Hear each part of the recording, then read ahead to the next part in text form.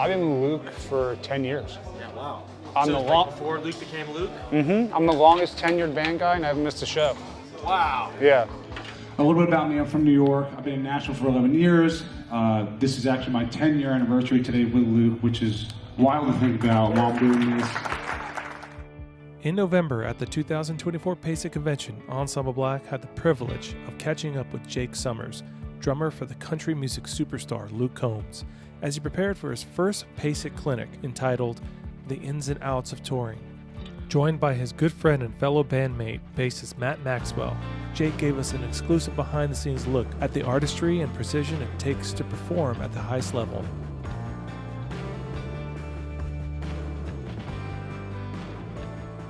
We are currently in Indiana at PASIC 2024, and I am prepping my kit for my clinic on Saturday, which I'm very excited for. Very grateful to be doing one this year, and yeah, it's making sure everything doesn't sound like crap. I was here last year for all 3 days, and absolutely loved it.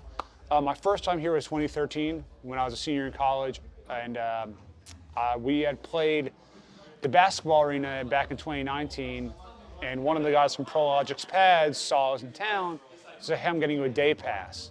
Came for the day, I didn't get to hit a single thing. It was like being pulled around everywhere, and I got to come back last year, and I'm back again this year doing a clinic. So I'm fortunate, I'm grateful, and it's gonna be a lot of fun. And I can't wait to, you know, kind of give my hint of knowledge of how I got from point A to where I am now. So, yeah. These next gentlemen, I've only seen play twice before, and both times we're in front of 70,000 people. We have the rhythm section of one of the most popular artists on earth right now, Mr. Luke Combs. For the last couple of years, they've been headlining stadiums, about to go to New Zealand and Australia and do the same thing. You might have seen him on the Grammys or SNL. Matt, bass player, has authored a book called Hired Musician that is great to check out, great for drummers too. Yeah, my name is Matt Maxwell. I was born in Amarillo, Texas, grew up in Oklahoma. I went to Kansas for a little 2-year school, audio tech, commercial music, and then I was like, I need to go to a bigger city and play some music. That would be fun. So I went to Tulsa, Oklahoma, spent about 15 years there, and started playing with some touring bands out of Nashville eventually, after doing the bar, casino, church, all that, you know, scene, some local theater stuff. Anyway, so I started going to Nashville with bands, and then kind of working my way up inadvertently, and then I actually happened to meet our current band leader who recommended me for the gig about 15 years ago when I was in Oklahoma. I was playing in his band. Time goes on, I was doing my own thing for a while, he did his own thing, and then when they needed a bass player, he's like, oh yeah, that guy, Matt. And Jake and I actually, by happenstance, had met a year prior to them calling me. I just want to say on behalf of Sabian, Craviotto Drums, ProMark Sticks, Evans Heads, Drum Workshop Hardware, Kelly Shoe, ProLogix, Toka, and Humesenberg, please welcome Jake Sommers and Matt Maxwell. I'm Jake Sommers. Matt Maxwell. And we are the rhythm section for Luke Combs, and our clinic is about basically the ins and outs of touring. How do you get a gig, and the little details into that. How to keep a gig, endorsements, and you know how to stay mentally and healthy, well, physically on the road. All the important little. We're not just playing, thankfully. We can, but it's like we feel like people need to. They should know or. You know, realize this is what it takes to get to like either a bar band, a club band, an arena, or we're doing stadiums. Somehow I'm more nervous for this than the shows we play.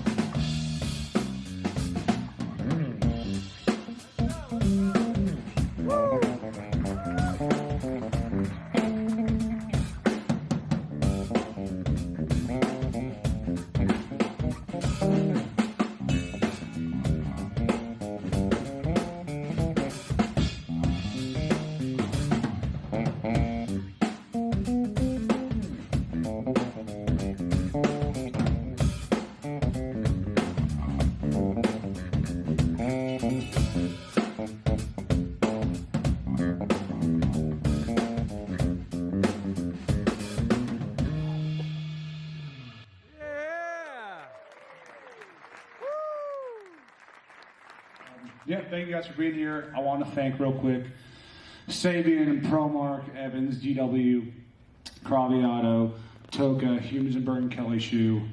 This is truly amazing. Yeah, a little bit about me. I'm from New York. I've been in Nashville for 11 years. This is actually my 10-year anniversary today with Luke, which is wild to think about while I'm doing this. You know, we want to talk about the importance of how to get gigs. And there's a slew of ways to do it. The way I did mine was I met Luke at a writer's round. And how do you guys know each other? I met him at a writer's round in Nashville. So for people who don't know what that is, it's when like they have 10 to 12 writers already pre-prepped to play. And it's three people per round. They each play 3 songs and they kind of go from there. Oh. And I met him at one of those. I didn't know who he was, and you know, just went up and talked to him. He asked what I did. I told him I play drums. Said he needed a drummer for a gig that next week. You know, he sent me his material. I did my homework, and we did the rehearsal, and then we hung out once a week, every week, just to get to know each other. And then a month went by after. I did the gig, yeah, and then hung out, and then yeah, he called me and said, "Hey, I want you to be my guy full time. Do you want to do this?" I said, "Yeah." Thank you, sir. You know, going to jam nights is a huge thing. Something like PASIC, you know, meet other drummers and the only bass player here. But, you know, become friends with, you know, other drummers, because if they need a sub and they've seen you play and they know you're good, trustworthy, you're not going to steal their gig.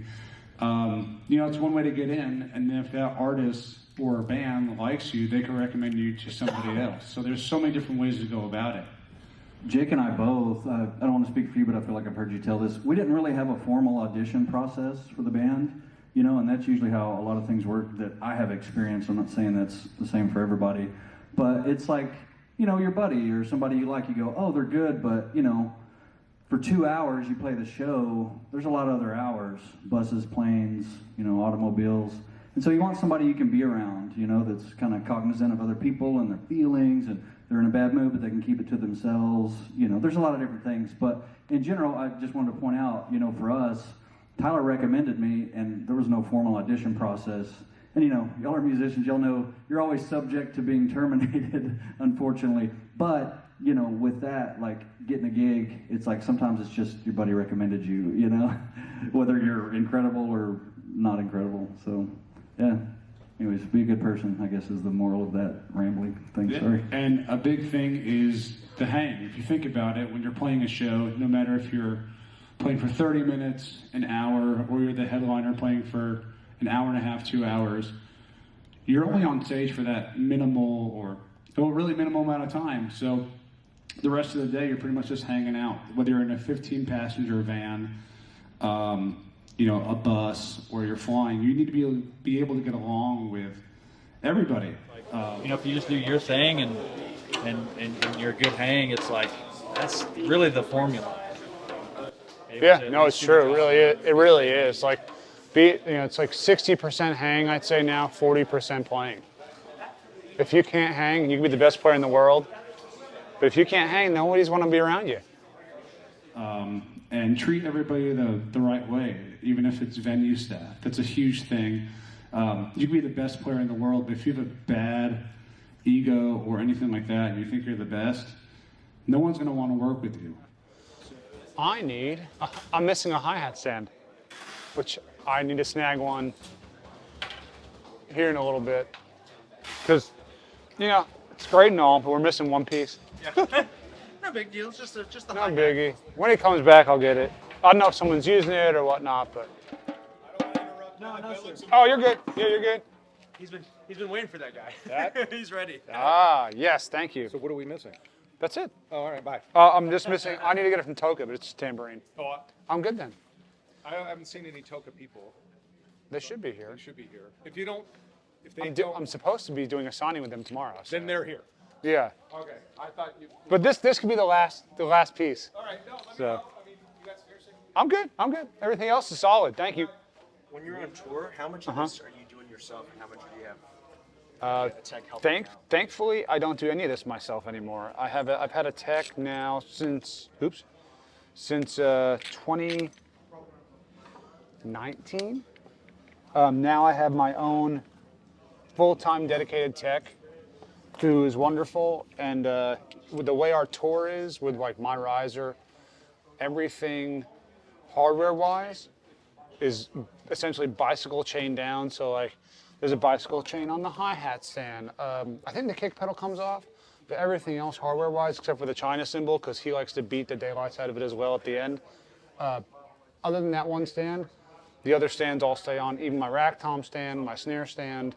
So it's really helpful for him in that regard. So the only thing he has to do is set up the drums, which it's all marked and labeled. So for him, it doesn't take that long, thankfully. I would say maybe 3 minutes to set everything up, which is nice. Because I don't use like the cymbal felts and the wing nuts. I use a company called Cymbolt. And for that, it stays on the cymbal. So it just plops right on. And it's the same night after night. But yeah, it's super easy for him. And, I want to make his life as easy as possible as well. We're, as he likes to say, he's not Victor Wooten. I'm not some of the guys who are here, but, thankfully, we have good attitudes, and that comes from the top down. So always just treat people the way you should, and that'll also keep you on the gig for, hopefully, as long as the artist and or band wants to tour or whatever. And I've talked to these guys that play in bands that demand maybe more musically, and they say the same thing, if you got like 5 people and 4 of them are not that nice or cool, and then the 5th one is, and they're all equal talent level. So I think it follows through all the way to the top, but especially in pop, it's like, man, any one of y'all could probably get up here and play some of it. You know what I'm saying? Yeah, just be nice to people. That would be good. Another topic I want to talk about is proficiency on your instrument. So even with all that being said, you got to do the gig. You got to be able to play. And Jake, you went to University of Arts.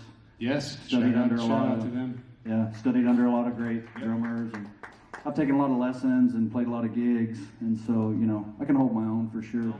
Well, it's amazing. So many guys are focusing on the chops and the speed. I love it. But it's the bit about, are you reliable? I know. Do you show up on time? can I count on you? Especially with those big gigs, man, because it's like you're playing to the general public, and you know it's great. God bless them. Like they consume music differently than musicians. And so you know they got their thing, and then you know then you got the band leaders and the singers and stuff, and they may be highly educated, not at all as far as musically, highly educated, not at all. They may not care, you know. So you're really balancing a lot of things and spinning plates that are really you're doing, but it has nothing to do exclusively with you. It's more about the sum of the parts instead of, you know what I mean? It's like, I don't know, got anything to add to that? Yeah, I would say like being proficient is obviously helpful, but being able to also have those other styles like jazz, Latin, funk in your back pocket, it all resonates to what you're playing in some way or another. So I would say that, and then also to touch on it, if you're able to learn how to chart songs, it helps to internalize them faster instead of having to memorize every little thing. Like, oh, there's an open hi-hat on bar 2 of, you know, the second chorus. Well, you're gonna have to play that song over and over and over again. But at least for me, I've realized with charting songs out, when I'm reading it down and I go over it a bunch, I internalize it faster. So that's one thing that I think is beneficial as well with learning songs for a gig. Yeah, on the note of getting gigs, keeping gigs is a big thing as well. And, you know, in the long run, it's a job. Yeah, we get to do what we love, but the same rules kind of apply. You know, we don't drink before gigs. We always have bottles of water next to us. And, you know, after the gig, we might have like one drink and that's it. But, maybe 2. But, you know, if you're doing 2 shows in a row, you don't want to wake up the next morning feeling terrible. So you want to always have your game face on, always play 110%. And that's a big thing, is making sure you don't overdo it with those things that can get in the way, and just also know yourself and know, you know, if people try to push things on you, just say no. Well, it's like a dare event. And, you know, what do you say? I think back to when I was working at Simple Simon's Pizza in Tishomingo, and the boss would ask me to do something, and I would just do it, and he was so happy, and then they like paid me and never fired me, and I was like, well, I'll just do that with gigs, and it's worked out great. It sounds so simple, but I have so many musician friends that I look around and go like, you know, especially again on pop gigs, it's like, you're there to do a specific job. Just do that job or don't, you know, if you don't like the bread or you don't like the people, you know, find a polite way to bow out, but bow out, you know, don't, you know, maybe bellyache too much sometimes. Maybe just go, okay, this isn't the right environment for me. Or if it is, you know, hey man, make that pizza dough a little wider. You got it, yes sir, you know, like, and then they pay you money and that's cool. I'm being facetious, but I've seen it, you know, just really just be easy to be very hireable, you know. Be open to feedback. If, you know, say you're in rehearsal and something's not working, if your band leader or MD says, hey man, let's try this, don't count it out. Do it. If it works, it works. If it doesn't, you know, come up with your own idea beforehand, say, hey, let's try this, and eventually something will stick. And if someone says, hey, try this, you try it. You know, don't say no, you know, or even when you're starting out, say yes to everything until you have to say no. So, or say yes to some degree if it's not worth it for you. Or maybe, you know. Let me think about that. let me think about that. I like that. Can I get back to you? Or don't say anything. Sorry. or say too much. And then they'll stop talking to you altogether. Exactly. Right. You're like, I don't want this gig. I'll just talk a lot. You're working your way from the bottom to the hopefully top. Say yes to anything, because the more you get out there and the more you play, the people will be like, oh man, that guy can play. He's really good. Let's hire him for this, or let's hire him for this. Or, you know, the more you're going out there and networking as well is ways to get gigs and, you know, hopefully stay on gigs too.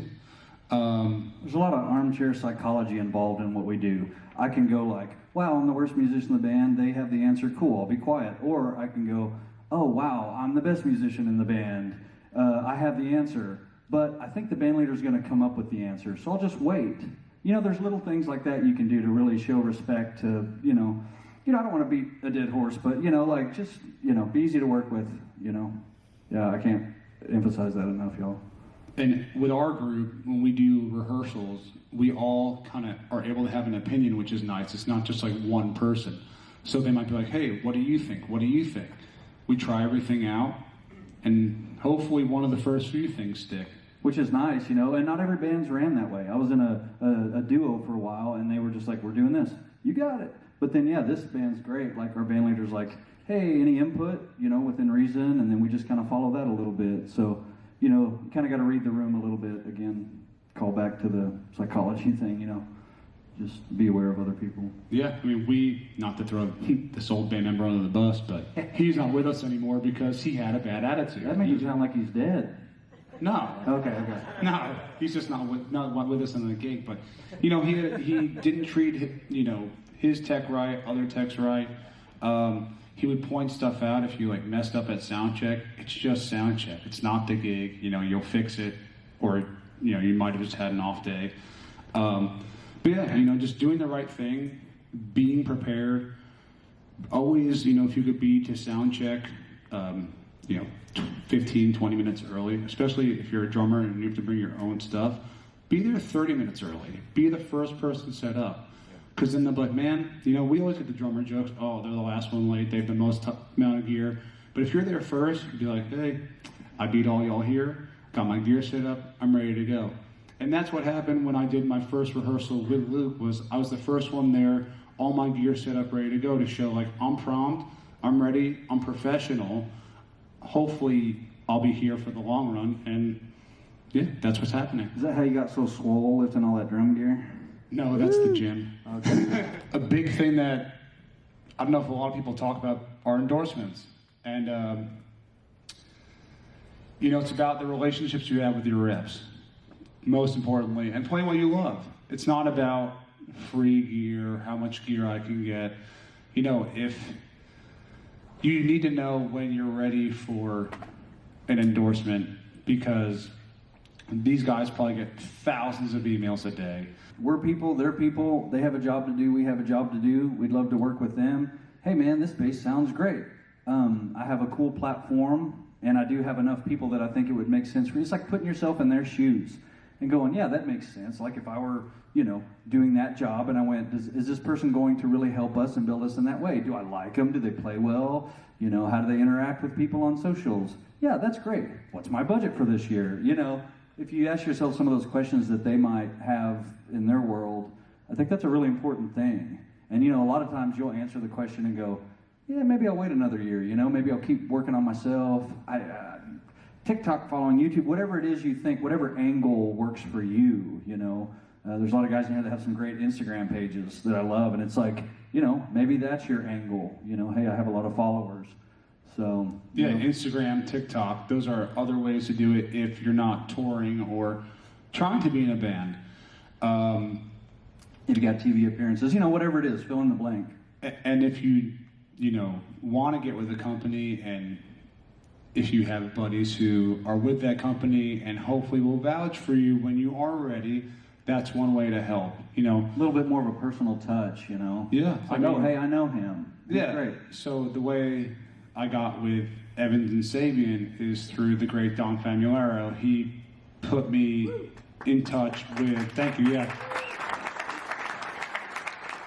He put me in touch with Chris Stanky from Sabian. He put me in touch with another guy from Evans, and you know, it took time, but I'm glad that it took time and it wasn't just a, hey man, you're on board, because you know, I like to think they made me work for it, and I want to work for this stuff. You know, I love the gear that I play, and I love the people that, more importantly, that I get to be around and talk to about the gear, because they know it better than I do, and they can recommend like, oh, like, try this, I think it'll be good for your gig or whatnot. And you know, also just checking in and seeing like, you know, hey, how's your family? Don't just make it about like the gear. Make it personal too.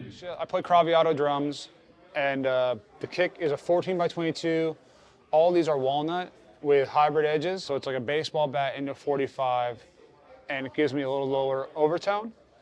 The rack is a 9x13, 16-16, and then usually on tour I play a 16-18. The snare drum is Akutin custom snares. On the road I typically play is T6 aluminum, and my side snare is typically an alloy Inconel. This one he made for my B rig, which I'll be getting next year, is a nickel alloy, and he custom made this one because these are cherry inlay. On my new kit, it'll be a red inlay, so this will match that. And then all DW hardware. My kick pedal is a 5,000 single, 9,000 two-legged hi-hat stand. Everything else is just a 9700 boom stand.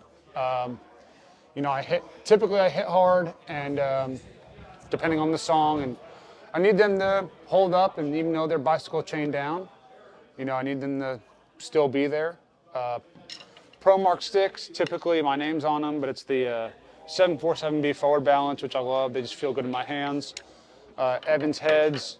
I always use a UV2 on the snare, G2 coateds on toms, G1 clears on the bottoms, and an EMAT here. And yeah, I have some others that are not here, but you know, thankful for Humensenberg cases as well. They made me these cases, and so those. My buddy who was in here, his name's Mark Ali. He custom made me those badges, kind of like my logo, and they came out great. And you know, I kind of had a design with Michael of different colors of what I wanted. He did all that in his head, man. He's freaking a genius when it comes to that stuff, and grateful for him. And yeah, this is pretty much my setup. I typically use a Toka tambourine, and it's for the song Fast Car. We're not playing that here, but we're doing a song that we're starting with called Don't Tempt Me With a Good Time, and it's got a cool, like, reggae-ish vibe, which we don't usually play live. And I kind of thought, you know what? I want to incorporate Toka somehow, so this will be the way. So I'm with Sabian Cymbals, and they've been fantastic for me for almost 8 years. My hi-hats, this is pretty much the exact setup I use on the road. HHX complex big cup hats, 15 inches. I used to use this, I switched it out, but I'm using the HHX complex thin 20-inch crash. The ride is a HHX complex 23-inch medium ride that I absolutely love. HHX complex thin crash 22-inch, and then the 21-inch AA Holy China. And this thing rips. It is pretty much indestructible. We've only broken one on the tour last year or 2 years ago, and the one I still have has maybe a hairline crack, but it's still going strong. So yeah, thank you to Sabian, thank you to DW, Craviotto, Evans, ProMark, Humensenberg for supporting me and all that stuff. So. You were a student, and let's say you have your beginner setup. Yes. And you had to upgrade one cymbal to start. Ooh. Where would you start? That's a good question. I would honestly probably say the hi-hat or ride cymbal. Just because, well, the hi-hat you play all the time. You know, think about it. You're keeping time with it.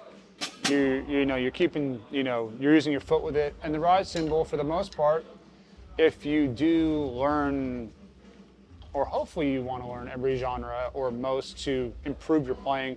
You know, with jazz, it's like, you know, you're in.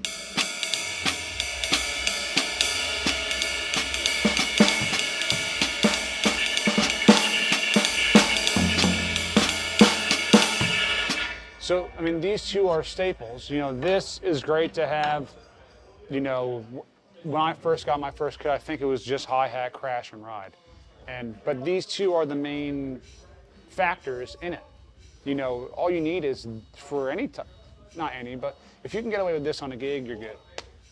So, I'd probably say I have the most minimal setup out of everybody, but that's totally okay. Could you talk about that for a moment? Minimal versus anything that you want. You chose minimal. Why is that? I just think, you know, for what I do for the gig, it's just what's needed. You know, typically on tour I have an 18-inch floor tom as well and a side snare, but for this, for the tunes that we're doing, I don't need that. So I figured, you know, less is, in this case, less is more. You know, if you could do as much as you need to with a smaller kit, just bodes better for you in the long run. If you can do more with the less amount of gear and make it musical and make it sound good, that's what's important. So, you know, I think also depending on the genre you play too. It's like, you know, the gig that I'm on does not require a double bass. You know, it's just, you know, play the songs, make them feel good, make them sound good, and you know, that's kind of how you keep a gig and stay on a gig for thankfully, as long as I have 10 years. Grateful for it, and I think that's one of the biggest things. It's like, know your tools and know what you need for what you're playing. There's no need to overdo it. And I think that's something not everyone always thinks about. Is like, what do I need for the gig? Well, what do you want? It's like, cool, what do you want for the gig? But also, like, what is going to work for the gig in the long term? And if it's just, I need these few things, then you're good. And also, like, okay, if you're learning a song, you're gonna play like the record. What did they have on the record? If they only had a 4-piece kit like this, or maybe another floor tom or whatever, then you're gonna go with that. If it's something like that over there, different ballgame. So I think that's kind of the beauty of hopefully not needing as much gear as some other, depending on the genre, some other guys. I've got buddies who are in the same genre who, depending on their songs, have a lot more to have to deal with. It works for them, and I'm glad that I don't have to have nearly as much. I think a big thing people also don't talk about is staying healthy mentally and physically on the road, or just at a gig, whether you're playing a bar gig or whatever. For us, at least for me, when we first started, we were in a 15-passenger van, and I have a really bad sweet tooth. I hate to admit that, but every time we'd stop at a gas station, I would get a Reese's cup, and it was really bad.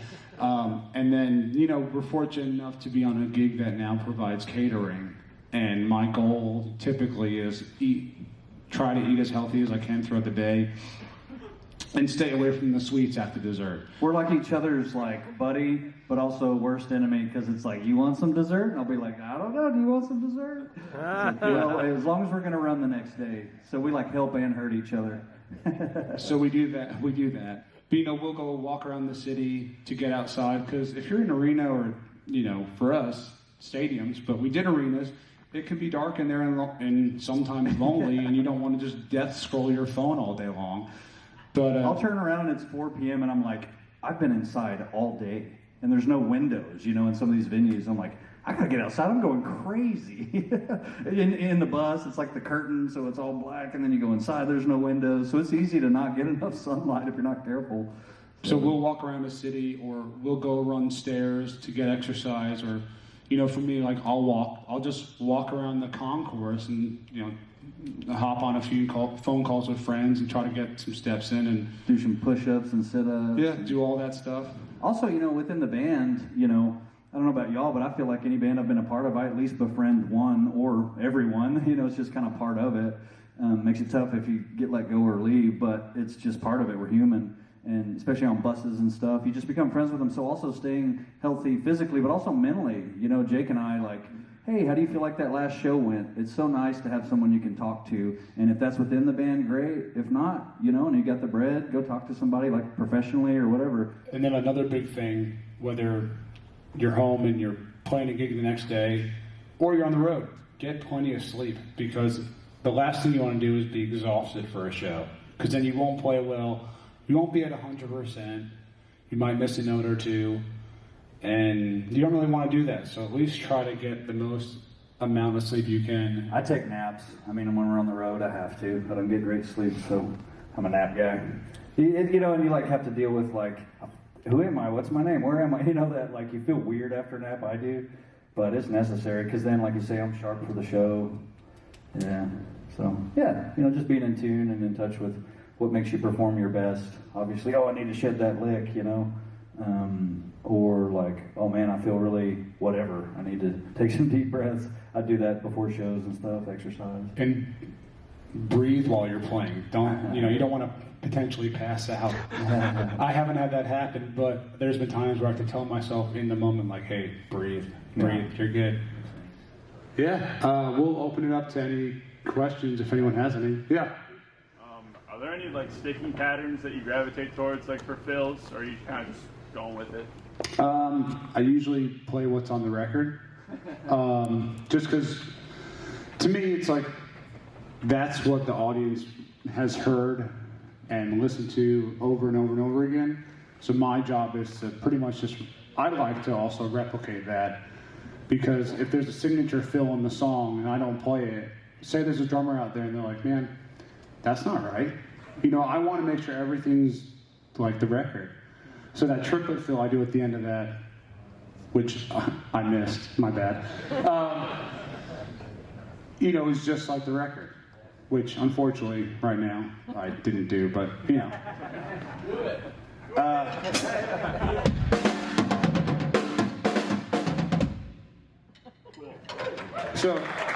So typically we use in-ears, and Matt and our band leader on this side, everybody else from me is on this side, and Luke's typically in front. So I'll have our band leader who plays guitar and Matt in this ear, and then I'll have my drums coming from here around, panned from my left ear all the way to my right. I have Luke in both, and then pretty much everybody on this side in my right ear. And then I also use a Porter and Davies, which helps me feel everything in those big of places, or else it'd be a little difficult. And then I have Luke in both. And he plays guitar, and I'll usually have that turned down a bit, and I have a lot of the click.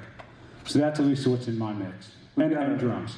We've got a great monitor engineer, and we all have the same type of in-ears, and so he can pop into our mixes. And there's been shows that we'll be playing, and I'll just be like, man, it's just something's off, and I don't know what it is. I'm like, do I need to scoop the whatever? I'm an idiot. I don't know that stuff. So I'll just go, I have a talk back, and I'll go, Zeus, help. And so he can pop into my mix and go, if I were a bass player, I would want, you know, and he can fix some stuff. But yeah, I have everybody, like every musician on stage, and Zeus has a nice pan going on for me, bass. I don't know about anybody else, but I want it right up the middle, you know, so bass in both. But then everyone else is kind of panned. So like for singers or whatever, just they can feel more whatever. I don't need that, you know.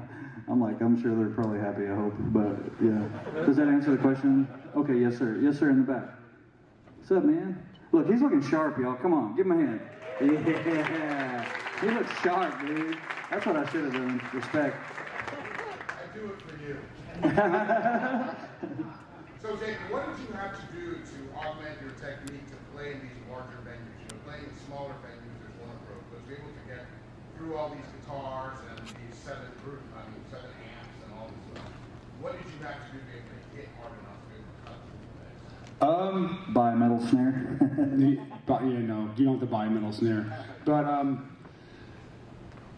I would hope that I'm already relaxed, but doing the molar technique is a game changer, and doing that, you don't have to really hit the drum too hard, but you still have to put the power in it, and thankfully there's microphones on the drums as well, but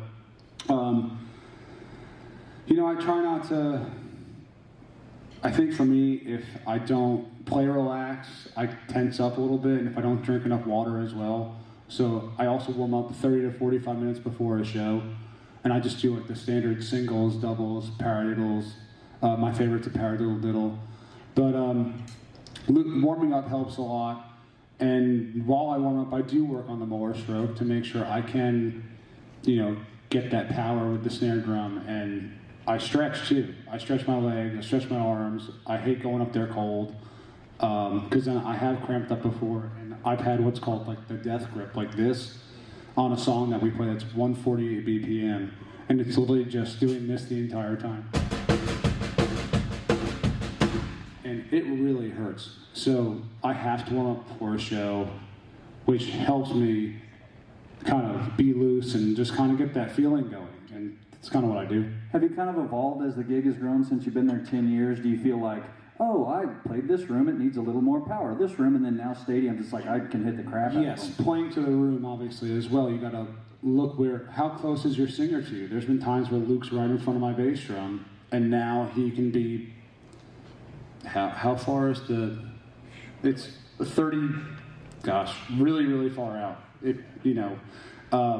And I know, like, we're all on ears. I can hit harder for those songs that need it and not deafen anybody. Because we don't use amps either on stage. Everything is just through neurals or helixes and all that stuff. So if you're watching from side stage at our show, you would just hear me.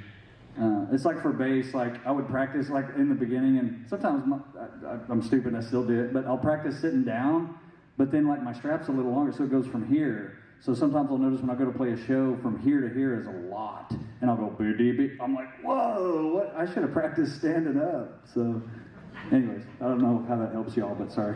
So I'll throw myself under the bus to make y'all laugh. That doesn't help anybody in this room. Sorry. All the way in the back.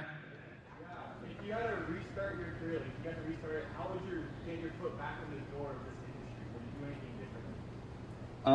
different? Ooh, that's a good question. I would still go out and network as much as I did in the beginning. I started playing downtown in Nashville at the middle of my second week, but it's all through people who, thankfully I went to a party on Music Row from knowing an alumni from my college, talked to everyone there. That led to a guy who was playing downtown. He said, hey, come sit in. Did that. A very inebriated bass player walked in. Timing and luck too. I was on stage while he walked in, thought it was my gig. It wasn't. He's auditioned. Their drummer's leaving. Come audition. I did that the day after, got the gig 45 minutes later, started that next week full time. Through knowing somebody else, I did that for 5 months, got a call about a touring gig that was nothing major, just to say I've toured. Left that about 6-7 months after, took a few lessons with Jim Riley. He said, go to writers' rounds. All these musicians or artists need musicians for either shows or sessions, whatever. And that's where I met Luke. And, would I do it differently? No. But I also was playing. Every time I go and play, I would still meet as many people as possible. And the more people, like I said earlier, know your name and know you're playing, the better. I played Cajon every Tuesday for like 6 months at a writer's round. This one girl asked me if I moved to town to play Cajon. I was like deflated. I was like, no, definitely not. I came here to move to play drums, but I'm doing this because people are seeing me play, even if it's not my primary instrument. So I guess no, but great question. My gut reaction was no, but then I started thinking about it, and I was like, man, what about the stupid stuff I did, like on the road? Really, like I was drinking way too much in the beginning, and just not being smart, and that wasn't good. And I look back and I go like, yeah, I was a little bit younger, but I was like, man, I really could have like screwed my life up or like hurt somebody or myself. I mean, anyways, those of you that can do that stuff, I just had to reel it in a little bit. So I would probably change some of those, but other than that, no, because it's like I look back and go like, dude, I couldn't have drawn a line. I mean, it was like bing, bong. Oh, the guy I met 15 years ago when he was 15 years old called me and was like, hey, dude, I remember you. You know what I mean? It's like, dude, so, you just go out there and put yourself out there networking and show up on time and hit home runs and be nice to people. And you just do that. And it's almost like you throw your sail up, you get the whatever. I don't know anything about, sailing, but it's like, and then it's up to the wind and water after that.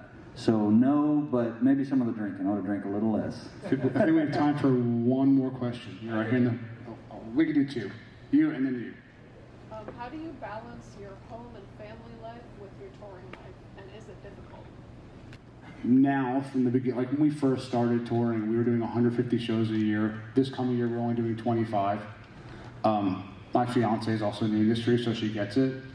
I'm glad she didn't meet me back in the day because I was gone all the time. It would have been hard to balance that, but now that I am home a lot more, I can show her, like, I could be a good partner and all that stuff, and I could help with, like, our 2 dogs and, help around the house and all that stuff, and, while she's doing her thing.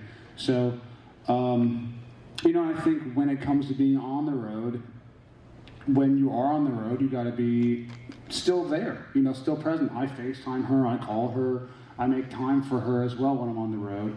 Like we said earlier, you're only on stage for 30 minutes, an hour and a half, all that other time. So, check in the morning, like, hey, good morning, mid-afternoon, like, how's your day going? Or, hey, I'm about to go on stage, I'll text you after.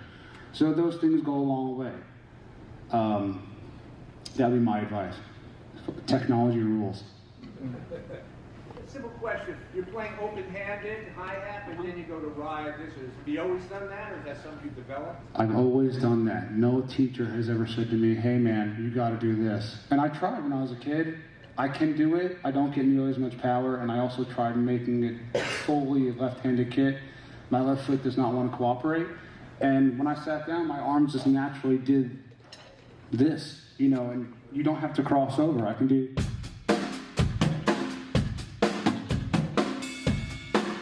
Whereas here, and if I'm wrong, I'm so sorry to all the people who play like this, but you kind of have to, it just, to me, it's not comfortable. And I'm weird. I throw a baseball lefty, I catch a baseball righty. I golf righty, but I write lefty. It's just always been that way for me. And when you're playing shows, you can make all the big motions like Rich Redmond. Shout out, yeah. Big inspiration for both of us. Thank you all for coming. Yeah, thank you guys for coming. I appreciate it.